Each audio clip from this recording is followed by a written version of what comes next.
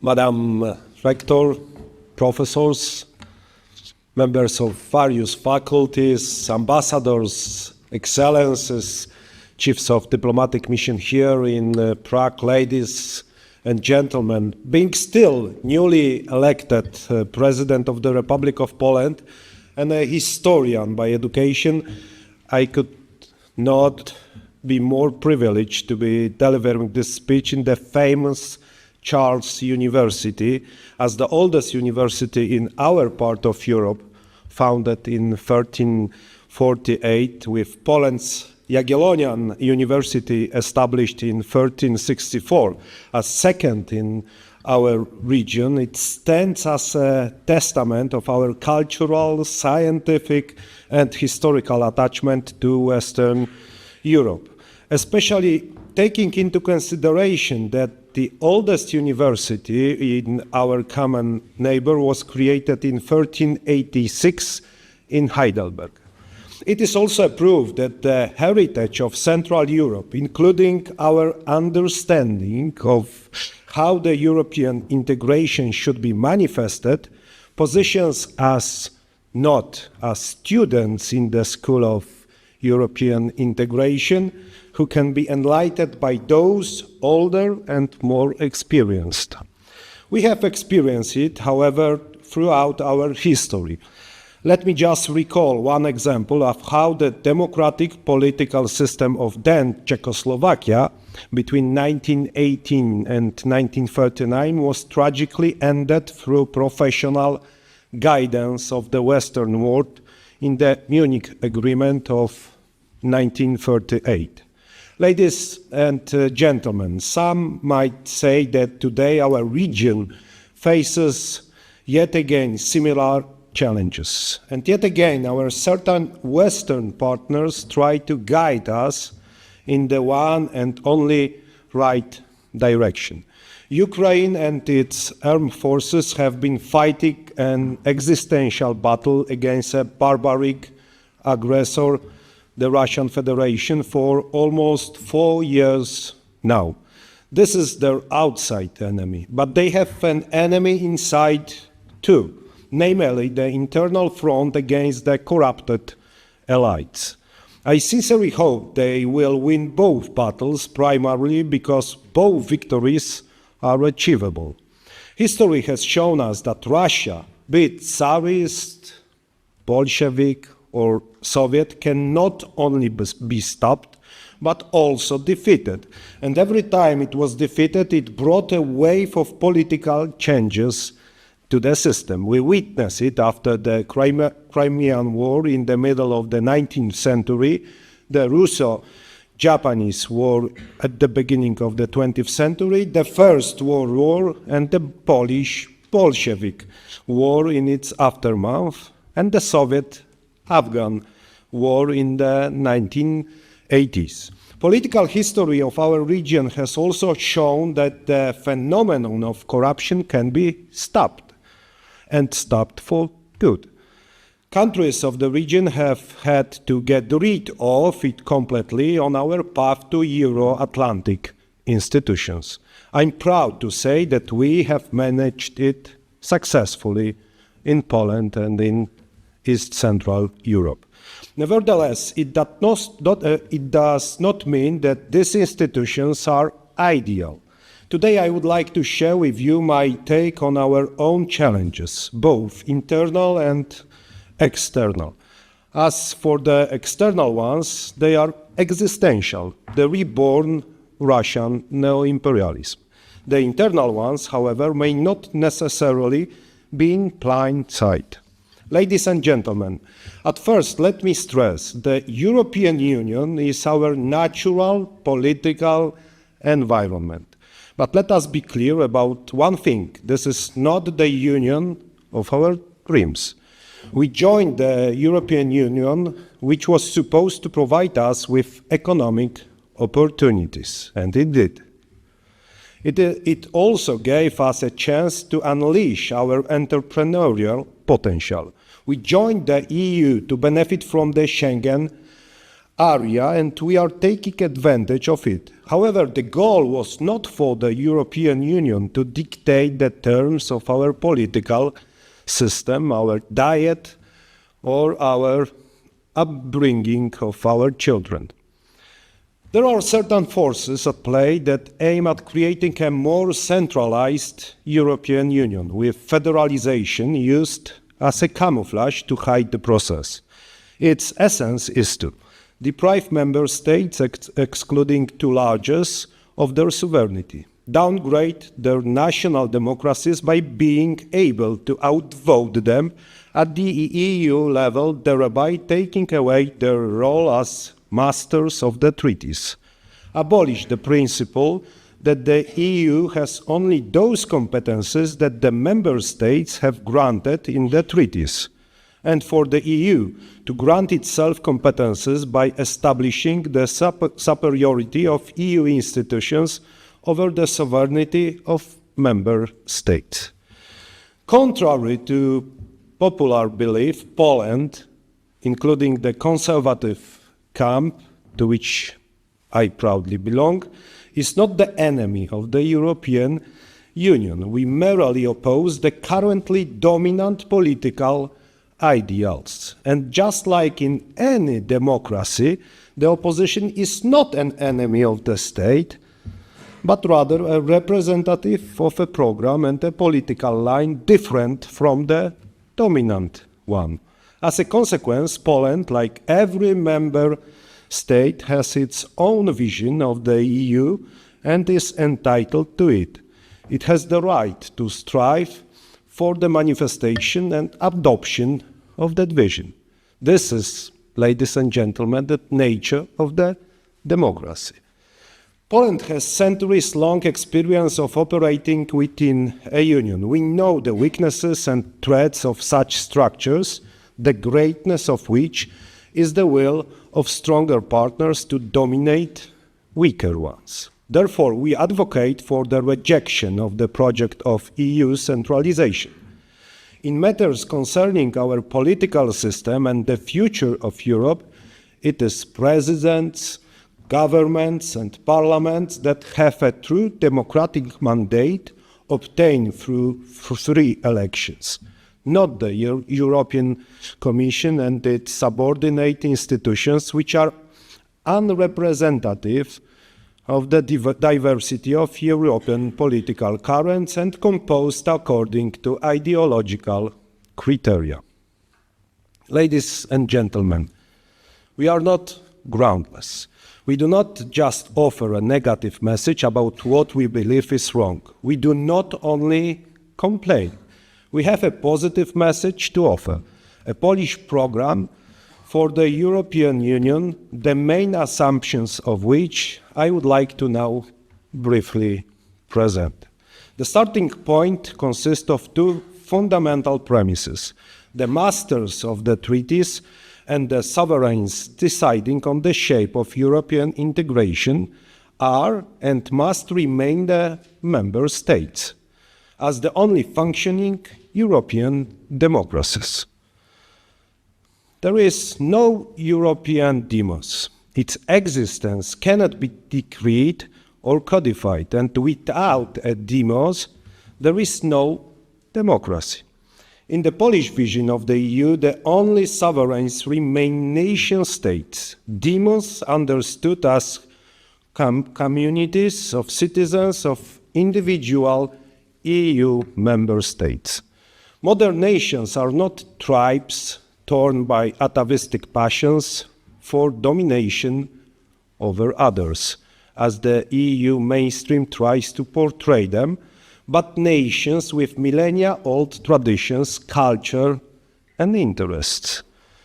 Attempting to eliminate them, as European centralists would have it, will only lead to conflict and misfortune. Considering the existence of nations and their sovereign states as an evil that must be overcome is another form of a utopian program. It wasn't nations that provoked two world wars, but unbridled imperial appetites of various provenances, including national ones, of course, German and Russian. However, wars also broke out not because of national ambition. It is difficult to portray the Habsburg monarchy as nationalistic. Equally so, the imperialist, atheistic, anti-civilizational, and undoubtedly anti-national communists also started wars and led to disasters. The second premise: Poles are among the oldest European demosses. We were among the first to cease being just an ethnic nation, originating from a common tribal core or a collection of subjects of the same king, to become a collection of citizens of our own republic. This Republika was a country that the ancestors of today's Poland shared the principles of free with the free, equal with the equal, with the ancestors of today's Lithuanians, Belarusians, Ukrainians, and the Jews. Poles also have the experience of 123 years of the Polish demos living and operating despite the non-existence of its statehood.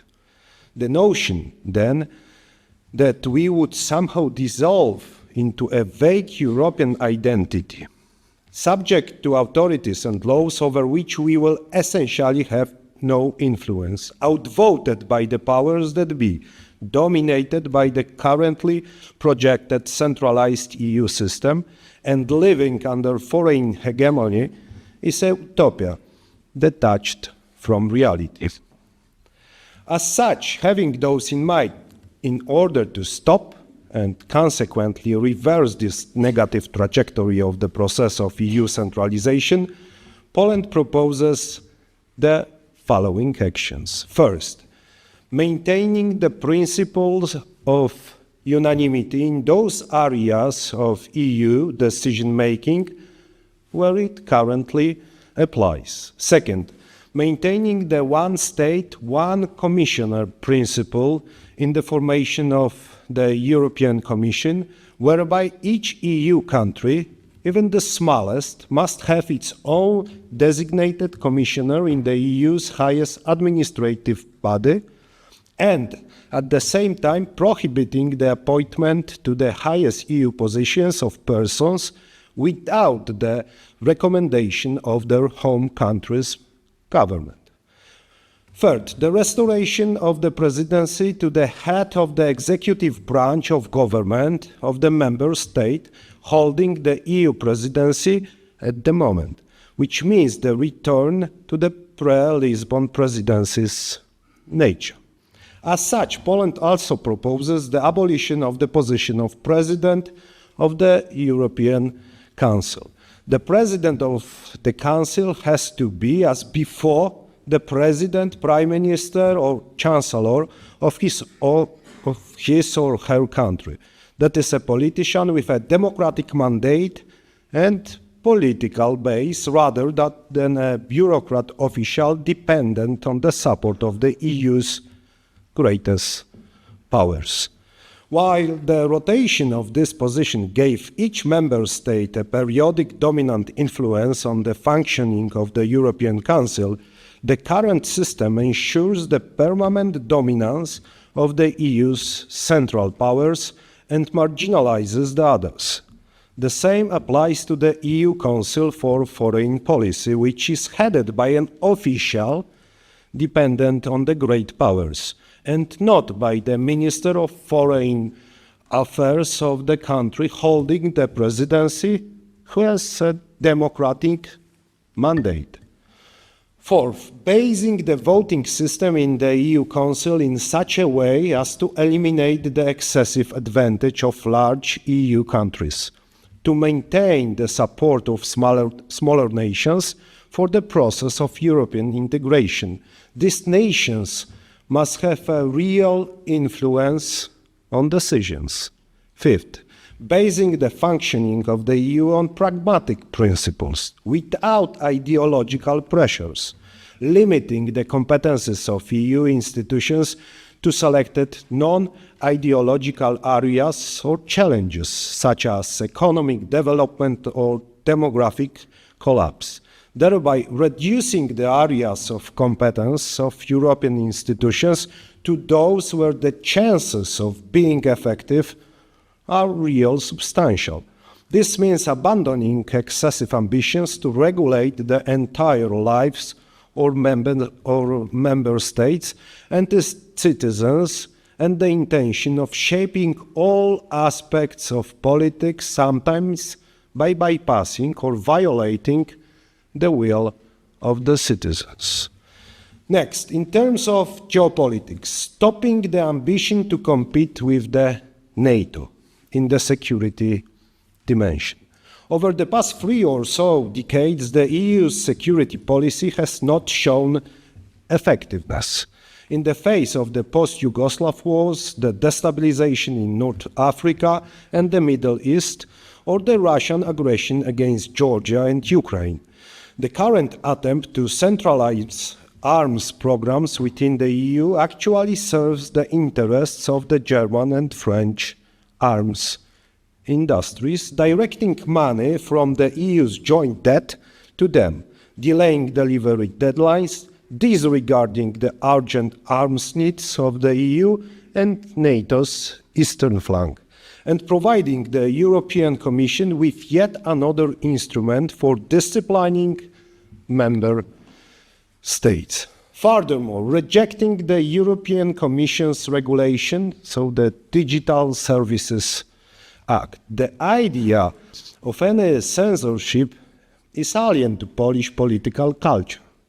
Already in the late 16th century, Grand Chancellor of the Crown and Grand Hetman of the Crown Jan Zamoyski, when asked by Moscow's envoys of Ivan the Terrible to burn books that portrayed the Kremlin ruler in a negative light, replied, "We here in this Commonwealth neither prohibit nor order the writing of any books."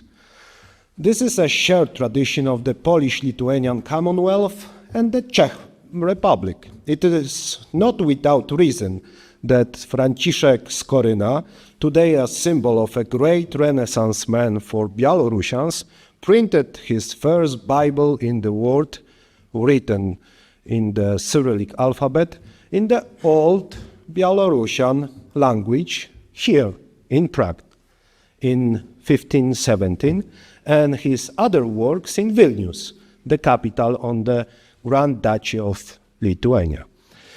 And finally, rejecting the mainstream division of the EU political scene into, on the one hand, the enlightened supporters of the constantly deepening integration, and on the other, to primitive populists with totalitarian tendencies. The notion that this is the division line of EU's political scene is ridiculous, ladies and gentlemen. It's divided into the camp of continuity and reform, since the current system has led us to debt, uncontrolled migration, energy crises, provoked Brexit, and exposed us to Russian imperialism, financed for years by the EU core. Change is a necessity. The Euroscepticism, therefore, stemmed from the mistakes of the EU mainstream and its undemocratic nature. Ladies and gentlemen, this is in a nutshell my vision of which direction the EU should be headed at. One may wonder now, is this possible? There should be no illusion about the chances of these ideas being adopted by the EU. However, submitting such comprehensive programs for improving our union is the right of every member state. Let me be crystal clear. I am a supporter of Poland in the European Union, but I believe that issues such as political and justice systems or security are reserved exclusively for the Polish constitution, the Polish president, and the Polish government, just as they should be for every member state. I understand my role as the President of the Republic of Poland not as someone who questions the presence in the European Union, but as a leader who, based on the countries of the region, our sensitivity and emotions, will build a stronger Central Europe within the European Union.